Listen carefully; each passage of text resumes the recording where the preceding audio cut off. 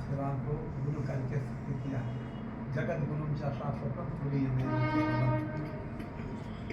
आप जो है जगत के गुरु हैं, तुरीय देव केवलम।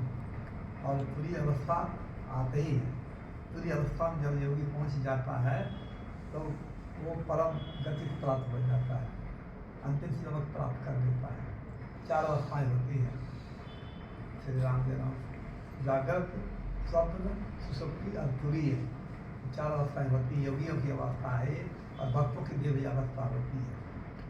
तो राम की कृपा से तुरीय जो है भगवान का स्वरूप है, तुरीय स्वरूप। तो ऐसा हमारे रंगाली जी बताया करते थे, जब हम रामायण पढ़ते थे तो बताते रहे कि चारों भैया और चारों बहनें ये जो है ये विभु हैं और चारों अवस्थाएँ हैं।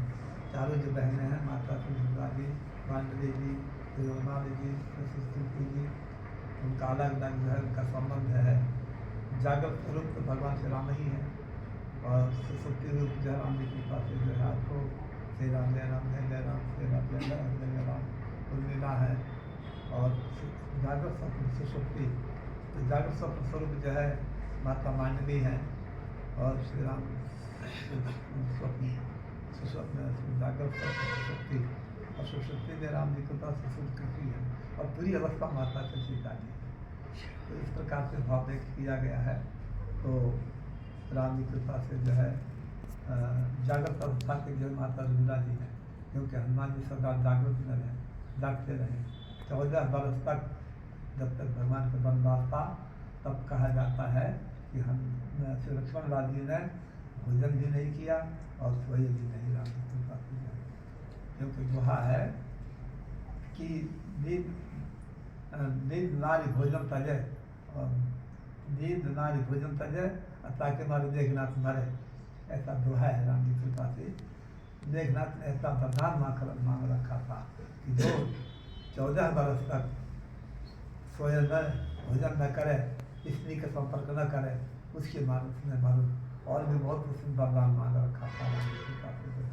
इसलिए लक्ष्मण जी महाराज 14 वर्ष तक भोजन भी नहीं किया और निद्रा भी नहीं दी, और इसमें तो शास्त्र थी ही नहीं। तो कार्य प्राप्त कर ले रहा है, 4 अवस्थाएँ हैं। तो भगवान श्री राम जो जगत गुरु हैं, वही 4 में जो है सारे संसार का कल्याण कर रहे हैं। भक्ति भक्त भगवंत गुरु चतुर्नाम बपुए, इनके बलबंध के नाते विघ्न अनेक।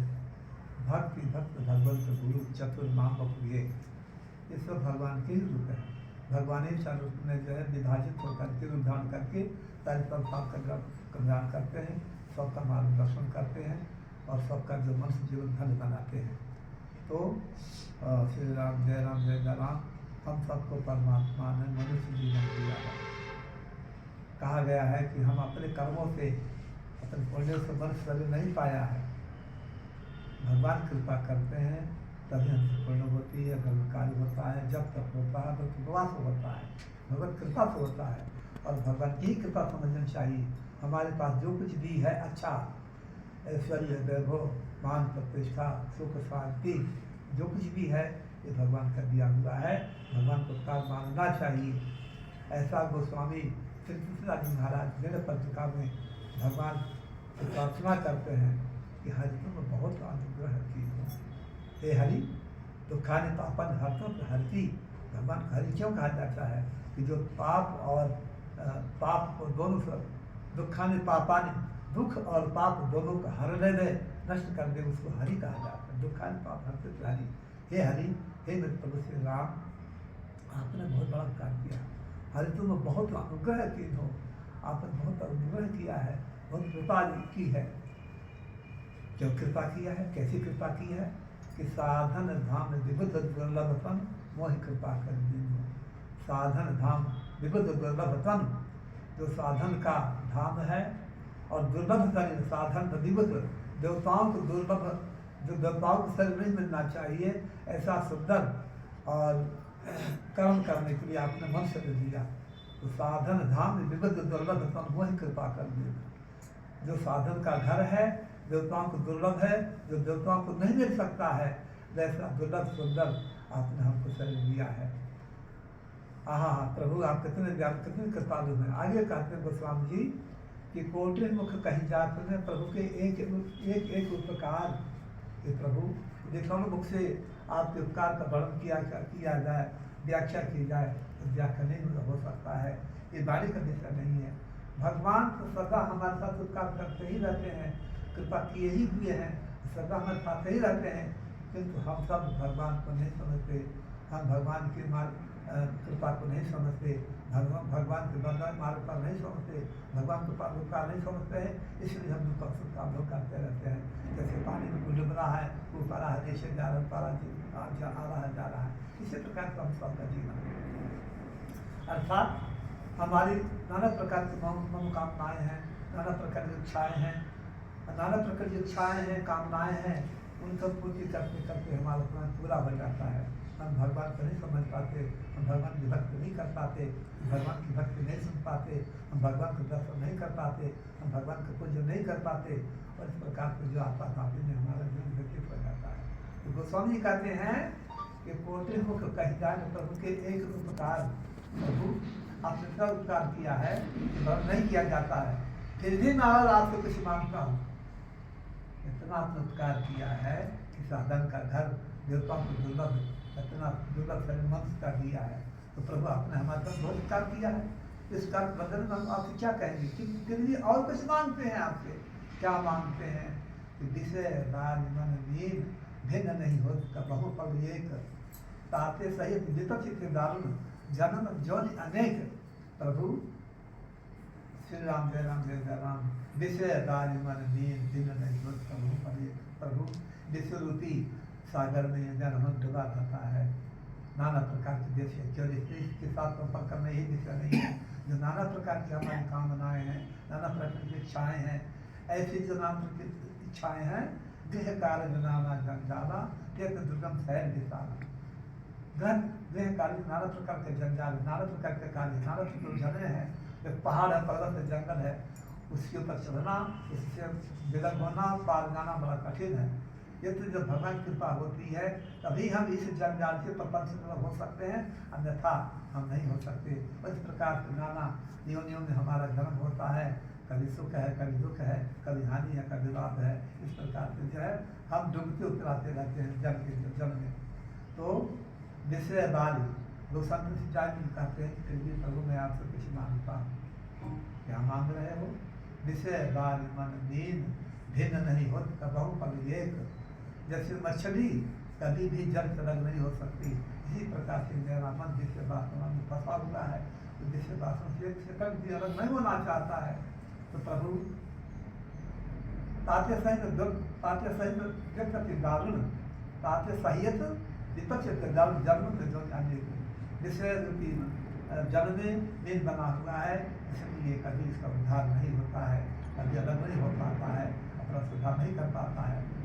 तो भगवान ने कहा मैं क्या करूँ थी, हमने तो तुमको सुंदर शरीर दे दिया, बुद्धि दे दिया, स्वागत दे दिया, विचार सब कुछ दे दिया, हाथ पाँव इतना सुंदर शरीर दे दिया है, सबसे ज्यादा बुद्धिमान मनुष्य है और सारी सृष्टि का संचालन मनुष्य करता है। भगवान ने सृष्टि की, जब सब प्रकार का जो है सृष्टि पूर्ण हो गई तब भगवान ने मनुष्य का रचना की, क्योंकि सृष्टि को संभालने के लिए यदि घर बनाया तो घर को चलाएगा कौन? तो घर का मालिक चलाएगा, घर का मालिक कौन होगा? मनुष्य होगा। और कुछ जितने ही सब जीव हैं वो उनमें तो भोग शरीर है, खाने का, पीने का, लड़ने का, झगड़ने का, बस इतना ही उनका जीवन है। बाकी मनुष्य जो है भगवान के जैसा है। गोस्वामी जी कहते हैं कि नर समान में कौन दे ही जीव चराचर जांचर विजय ही। मनुष्य के साथ कोई शरीर नहीं है, जिस शरीर को पाने के लिए भगवान से सभी याचना करते हैं, देवता जी कहते हैं प्रभु हमको मनुष्य स्वरूप दो और मनुष्य में पाकर हम आपकी भक्ति करें और आपको प्राप्त हो जाए, जरा मरण से मुक्त हो जाए, मृत्यु से जन्म से मुक्त हो जाए, क्योंकि जन्म मृत्यु बड़ा कष्ट है। जन्म मरण दूसरा दुख वही, जन्मने में और मरने में दूसरा असह्य कष्ट होता है। जब संतान जन्म लेती है, पुत्र जन्म लेते हैं तो माँ का असह्य कष्ट होता है, तो मृत्यु नहीं होती है, बाकी उसकी सब कुछ गति हो जाती है। इसी प्रकार जन्म लेने वाले संतान को भी कष्ट होता है। गर्भ के तब कहा गया है कि 1000 विश्व डंक मारने का माँ को कष्ट होता है और उसमें ही संतान को होता है। आप सोचिए, एक बिच्छू काट लेता है, हमको कितना कष्ट होता है, मरने जैसा हो जाते हैं। तो आप सोचिए कि भी जीव जीता है इतना कष्ट सहने पर। तो कहने का तात्पर्य है कि सभी जीव मात्र देवता आदि भी मनुष्य पालन कर सकते हैं, क्योंकि इस तरह से भगवान की भक्ति की जाती है, भक्त भगवान के निकट जाया जाता है और जन्म मृत्यु से मुक्ति मिल जाती है। बाकी जितने जन्मियाँ हैं देवता बन करके भी फिर मृत्यु लोक में आता है, छिन्न फिर मृत्यु लोक की विश्रांति। जब कुल अधिक होता है तो देवता बन जाता मनुष्य, वहाँ जाकर भोग भोगता है, उसको विमान मिलता है, स्त्री मिलती है, खूब खाता पीता है, घूमता है, यह सलाम करता है, समय विकसित हो जाता है और नाम जी के साथ फिर इसी मृत्यु में आता है। फिर जब सुपन है उसके अनुसार गरीब के घर में, अमीर के घर में जैसा हो, भक्त के घर में, दुष्ट के घर में, श्रीमान का भी घर होता है और दुष्ट का भी घर होता है। दुष्ट का घर जो क्रूर हैं, हत्या करते हैं, दारू पीते हैं, मांस खाते हैं, जुआ खेलते हैं, लड़नीबाजी करते हैं, दुनिया को कर्म करते हैं, ऐसे घर में जन्म होता है। तो जन्म करके कर्म करेंगे तो फिर जाने जो जीवन भ्रमण करेंगे। इसलिए जो पुण्यात्मा होता है, पुण्यात्मा घर में जन्म लेता है, श्रीमान घर में जन्म लेता है और श्रीमान घर में जन्म अर्थात भगवान की भक्त के घर में जन्म लेता है। जब हमारा भगवान घर में जन्म होगा तो बचपन से ही हमें मंदिर में तो हमारे माता पिता ले जाएंगे, भगवान के दर्शन कराएंगे, भगवान का नमस्कार करवाएंगे। जैसे आप बच्चे रहते हैं ना, नमस्कार करो, तो नमस्कार वो नहीं करेगा। जब आप नमस्कार करेंगे, बच्चा तो जैसा आप करो वैसे करेगा, वो तो माता पिता का अनुसरण करता है, जैसा माता पिता करते हैं वैसा ही संस्कार करती है। तो कार्य प्राप्त करेगा। इसलिए भगवान श्री कृष्ण अर्जुन को बताते हैं कि अर्जुन, जब अर्जुन प्रश्न किया कि भगवान जीव का उद्धार कैसे होगा,